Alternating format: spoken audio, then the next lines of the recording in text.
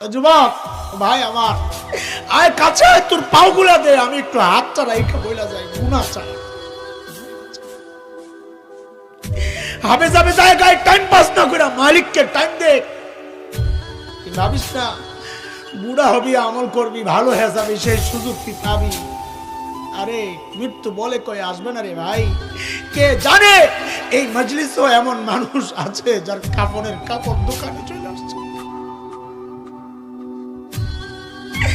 এমনও তো হইতে পারে কাউকে খবর পাইতে পারেন, বয়ান করে গেল মাওলানা হাসান জামিল তো দুনিয়ায় নাই। এমনও তো হইতে পারে। কোন ভরসা এইভাবে চলতেছি বলেন না, কোন ভরসা? সারাদিন মালিকের থেকে দূরে, সারাদিন দূরে, দুনিয়া দুনিয়া দুনিয়া। এরে জালিম, গাছটার দিকে তাকায় দেখ, কি মনে হয় গাছটা বুঝি এমনি দাঁড়ায় আছে? না, ওই গাছটা দাঁড়ায় দাঁড়ায় মালিকের তাসবিহ করতেছে।